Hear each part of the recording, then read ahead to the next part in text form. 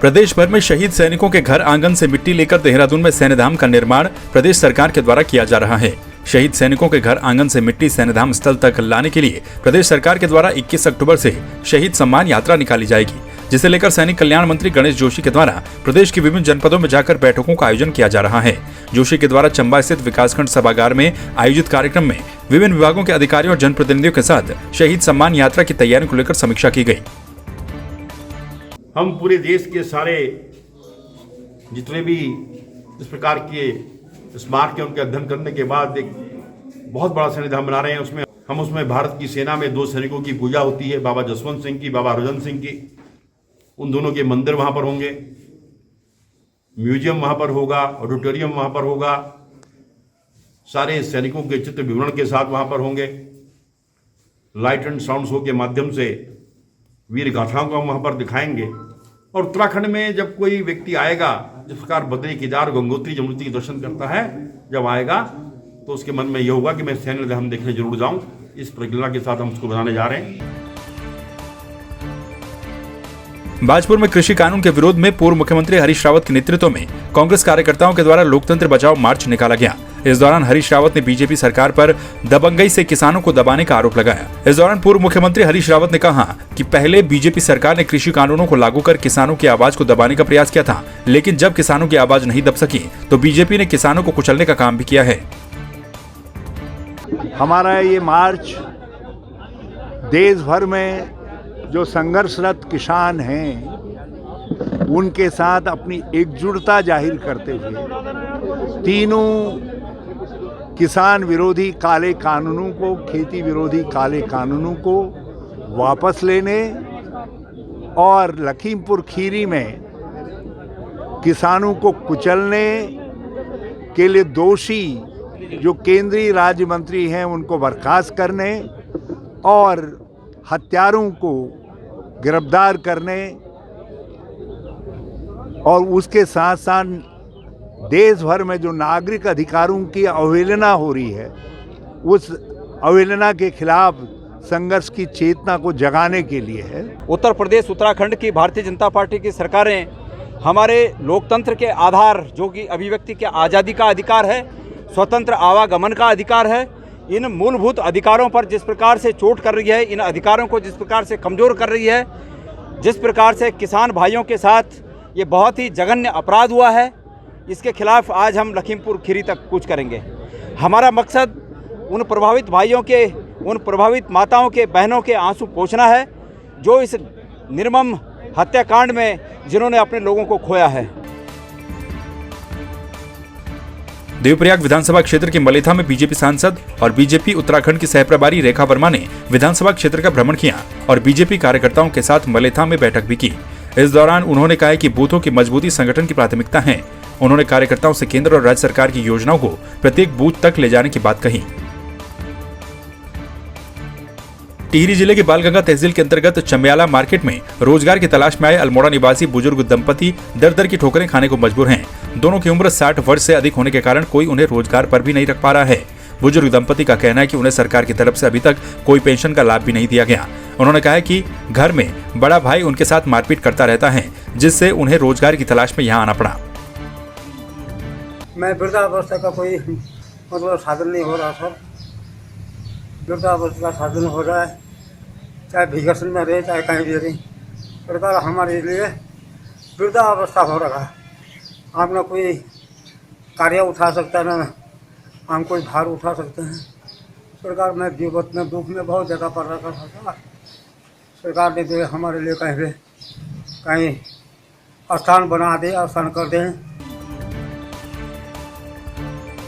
पौड़ी में कांग्रेस के द्वारा किसानों के समर्थन में और बीजेपी के विरोध में एजेंसी चौक से लेकर पौड़ी कलेक्ट्रेट होते हुए काली पट्टी बांधकर मसाल जुलूस निकाला गया। कांग्रेस पदाधिकारियों का कहना है कि लखीमपुर खीरी की घटना लोकतंत्र को कुचलने वाली घटना है। इस देश के अंदर एकमात्र नेता जो जोरों शोरों से किसानों के आवाज बनकर उभर रहे हैं वो है हमारे राहुल गांधी जी। आप देख सकते हैं कि कितना दुर्भाग्य हमारे देश का कि नरसंहार जो हमारे किसान भाइयों का कर दिया जाता है, बीजेपी के मंत्री के बेटे का, और तभी भी सरकार मौन है, तो इससे बड़ा दुर्भाग्य क्या होगा। और हमारे प्रियंका गांधी जी की गिरफ्तारी हुई है, परसों भी हमने यहाँ प्रदर्शन किया पौड़ी के अंदर, हमने गिरफ्तारियाँ दी, तो ये बहुत दुर्भाग्यपूर्ण है। और यदि जल्दी इन किसानों को न्याय नहीं मिलता तो हम उग्र आंदोलन के लिए युवा साथी बात देंगे। सबसे पहली चीज़ की जो परसों की घटना हुई लखीमपुर में, जो किसानों के ऊपर मंत्री जी के बेटे ने गाड़ी चढ़ा दी, इतने किसान मर गए उसमें। पिछले 9 महीने से जो 900 किसान मरे हैं उनका भी कोई जवाब नहीं है, और अभी का भी कोई जवाब नहीं है इनके पास, इस सरकार के पास।